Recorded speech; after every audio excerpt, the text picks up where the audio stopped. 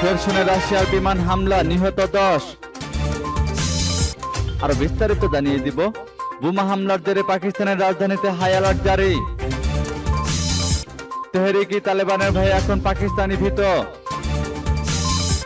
খেরসনে mine অপসারণ করতে গিয়ে ইউক্রেনের 3 কর্মী নিহত।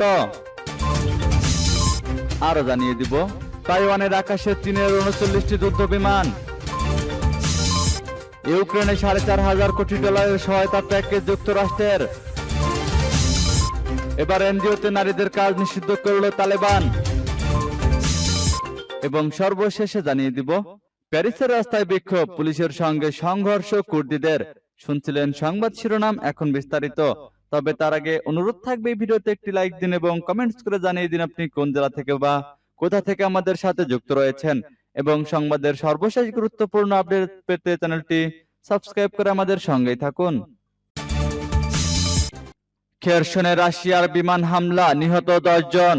ইউক্রেনের দক্ষিণ অঞ্চলীয় শহর খেরসনে রাশিয়ার বিমান হামলায় অন্তত 10 জন নিহত ও ডজন খানেক আহত হয়েছেন। রবিবার এই বিস্ফোরণে খেরসন শহরের কেন্দ্রীয় এলাকার আবাসিক ও প্রশাসনিক ভবন ক্ষতিগ্রস্ত হয়েছে, খবর রয়টার্স ও নিউ ইয়র্ক টাইমসের। আগ্রাসনের পর থেকে রাশিয়ার দখলে থাকা একমাত্র আঞ্চলিক রাজধানী খেরসন গত মাসে ইউক্রেন বাহিনী মুক্ত করে। তারপর থেকে এটি প্রায় রাশিয়া বাহিনীর লক্ষ্যবস্তুতে পরিণত হয়েছে। হামলার পরের ভিডিওগুলোতে মাটিতে বেশ কিছু মৃতদেহ, আগুনে পুড়ে যাওয়া গাড়ি এবং ক্ষতিগ্রস্ত ভবন দেখা যায়।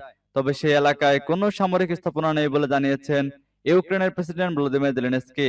এক টেলিগ্রাম বার্তায় চ্যানেলে প্রেসিডেন্ট জেলেনস্কি লিখেন, সামাজিক নেটওয়ার্কগুলি সম্ভবত এসব ছবিগুলোকে স্পর্শকাতর হিসাবে চিহ্নিত করবে, তবে এসব কোনো স্পর্শকাতর ছবি নয়, এটি ইউক্রেন এবং ইউক্রেনীয়দের বাস্তব জীবন।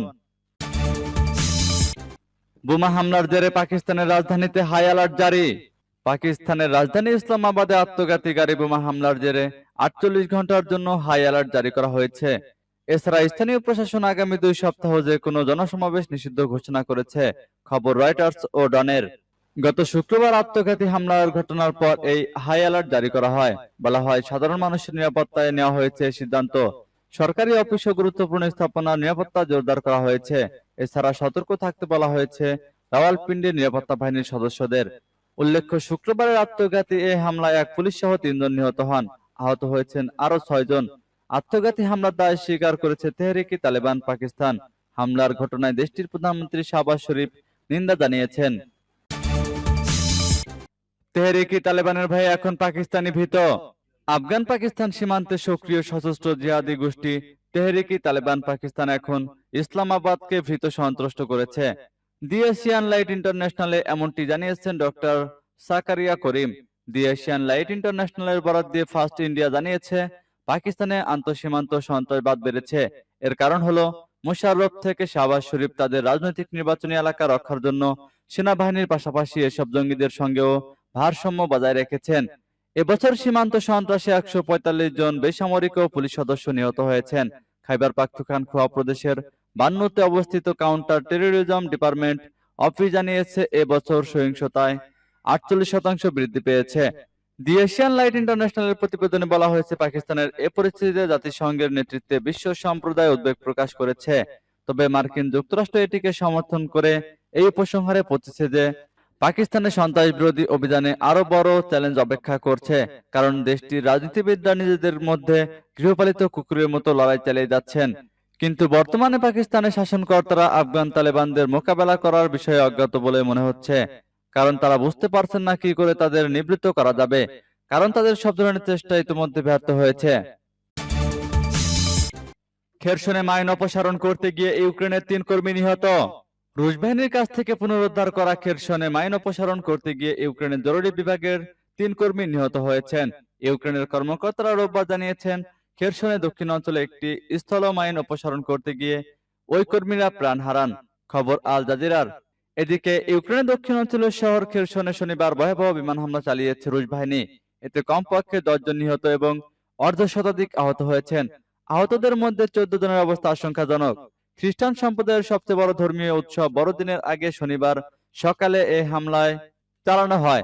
ইউক্রেনের কর্মকর্তারা জানান, রুশ খেরসন শহরের আবাসিক ও প্রশাসনিক ভবন ক্ষতিগ্রস্ত করেছে। ইউক্রেনের প্রেসিডেন্ট ভলোদিমির জেলেনস্কি টুইট বার্তায় বলেন, এই এলাকায় কোনো সামরিক স্থাপনা নেই। রাশিয়া ইচ্ছে করে বেসামরিক স্থাপনায় বিমান হামলা চালিয়ে যুদ্ধাপরাধ করেছে।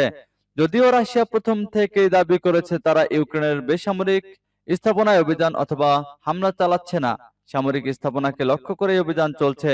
এছাড়া খেরসনে হামলার কথাও অস্বীকার করেছে মস্কো। রাশিয়ার দাবি এ হামলা চালাচ্ছে ইউক্রেনীয় বাহিনী। ইউক্রেনীয় কর্তৃপক্ষের দাবি রাশিয়া খেরসনের ফ্রিডম স্কোয়ারের একটি সুপারমার্কেটের পাশে রকেট হামলা চালিয়েছে। ইউক্রেনের আগ্রাসন শুরুর পর খেরসন প্রথমেই দখল করে নেয় মস্কো। তীব্র লড়াইয়ের মধ্য দিয়ে গত মাসে একমাত্র আঞ্চলিক রাজধানী খেরসনকে মুক্ত করে নেয় কিয়েভ। তাইওয়ানের আকাশে চীনের ৩৯টি যুদ্ধ বিমান। তাইওয়ানের দক্ষিণ পূর্ব আকাশ প্রতিরক্ষা অঞ্চলে চীনের ৩৯টি যুদ্ধ বিমান অনুপ্রবেশ করেছে। দেশটির প্রতিরক্ষা মন্ত্রণালয় বৃহস্পতিবার এ তথ্য জানিয়েছে। খবর স্ট্রেইট টাইমসের। প্রতিবেদনে বলা হয়েছে, চীনা বিমানগুলোকে সতর্ক করার জন্য তাইওয়ানও যুদ্ধ বিমান পাঠায়। গত ২ বছর ধরে তাইওয়ানের ভূখণ্ডে বারবার চীনা যুদ্ধ বিমানের অনুপ্রবেশ ঘটছে বলে দেশটির পক্ষ থেকে অভিযোগ করা হচ্ছে। তাইওয়ানের প্রতিরক্ষা মন্ত্রণালয় এক বিবৃতিতে জানিয়েছে, বৃহস্পতিবার দক্ষিণ পূর্ব অঞ্চলের বাসি দ্বীপের আকাশ সীমায় চীনের ২১টি যুদ্ধ বিমান ও ৪টি H-6 বোমারু বিমান প্রবেশ করে। এ সময় দ্বীপটির কাছে ৩টি যুদ্ধজাহাজ, সাবমেরিন বহরের সঙ্গে থাকা আগাম সতর্কীকরণ বিমান ও মধ্য এয়ার রিফুয়েলিং প্লেনও দেখা গেছে।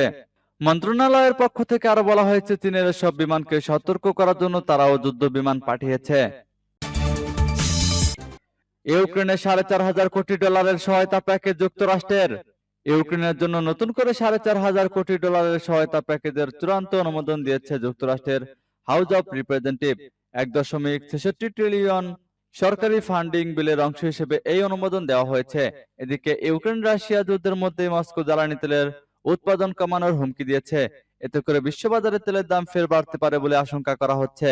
ইউক্রেনের জন্য আর্থিক সহায়তার খবর জানতে পেরে প্রেসিডেন্ট ভলোদিমির জেলেনস্কি এক টুইট বার্তায় মার্কিন কংগ্রেসের সদস্যদের ধন্যবাদ জানিয়েছেন। তিনি বলেছেন, এই খবর আমাদের জন্য খুবই গুরুত্বপূর্ণ বিষয়।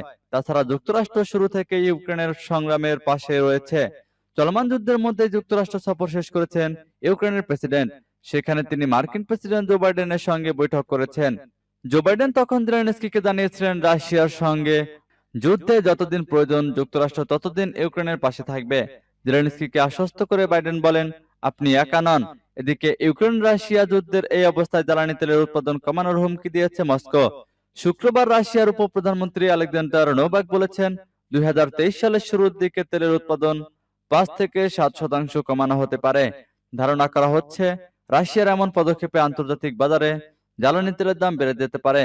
রুশ তেলের উপর পশ্চিমাদের মূল্য সীমা নির্ধারণের পর রাশিয়ার পক্ষ থেকে এমন পদক্ষেপের খবর সামনে এলো। ইউক্রেনের উপর হামলার পশ্চিমা রুশ তেলের উপর মূল্যসীমা নির্ধারণ করে। এবার এনজিওতে নারীদের কাজ নিষিদ্ধ করলো তালেবান। আফগানিস্তানের নারীরা দেশীয় বিদেশি বেসরকারি সংস্থায় আর কাজ করতে পারবেন না। দেশটি তালেবান সরকার শনিবার এই নির্দেশ দিয়েছে। এই বিষয়ে আফগানিস্তানের অর্থ মন্ত্রণালয় থেকে একটি চিঠি ইস্যু করেছে। খবর রয়টার্সের। আফগান অর্থ মন্ত্রণালয়ের মুখপাত্র আব্দুল রহমান হাবিব জানান, পরবর্তী নির্দেশ না দেওয়া পর্যন্ত নারীরা কাজে যোগ দিতে পারবেন না, কেননা তাদের কেউ কেউ নারীদের জন্য ইসলামিক ড্রেস কোডের প্রশাসনিক ব্যাখ্যা মেনে চলেননি। ক্ষমতায় আসার পর নারীদের অধিকার ও স্বাধীনতা হরণে এটি তালেবানের সর্বশেষ পদক্ষেপ। এর আগে মঙ্গলবার বিশ্ববিদ্যালয়ে নারীদের উচ্চশিক্ষা নিষিদ্ধ ঘোষণা করে তালেবান। বুধবার ছাত্রীরা বিশ্ববিদ্যালয়ের ক্যাম্পাসে ঢুকতে চাইলে দেননি নিরাপত্তা বাহিনীর সদস্যরা তাদের বাধা দেয়। প্রসঙ্গত, গত বছর আগস্টে ক্ষমতা দখলের পর নারী অধিকার রক্ষার প্রতিশ্রুতি দিয়েছিল তালেবান। তবে এরপরই নারীদের অধিকার খর্ব করতে একের পর এক পদক্ষেপ নেওয়া হয়।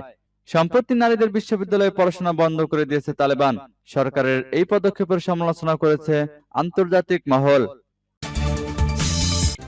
প্যারিসের রাস্তায় বিক্ষোভ, পুলিশের সঙ্গে সংঘর্ষ কুর্দিদের। ফ্রান্সের রাজধানী প্যারিসে কুর্দি সম্প্রদায়ের উপর গুলি চালিয়ে ৩ জনকে হত্যার জেরে সহিংস বিক্ষোভ চলছে। বিক্ষোভকারীরা শহরের রাস্তায় থাকা বেশ কয়েকটি গাড়িতে ভাঙচুর চালিয়েছেন। অনেকগুলোতে আগুন দেওয়া হয়েছে। এ সময় সংঘাত থামাতে বিক্ষোভকারীদের লক্ষ্য করে কাঁদানে গ্যাসের শেল ছুড়েছে পুলিশ। খবর বিবিসি ও এএফপির। গত শুক্রবার প্যারিসে কুর্দিদের একটি সাংস্কৃতিক কেন্দ্র ও একটি রেস্তোরাঁয় বন্দুক হামলার ঘটনা ঘটে। এতে ৩ জন নিহত হন। হামলার পর ৬৯ বছর বয়সী একজন শ্বেতাঙ্গকে গ্রেপ্তার করা হয়। তিনি বিদেশিদের ঘৃণা করেন বলে পুলিশকে জানিয়েছেন। হামলা চালাতে তিনি একটি পিস্তল ব্যবহার করেছেন। এছাড়া তার কাছ থেকে 2টি ম্যাগাজিন ও গুলি জব্দ করা হয়েছে।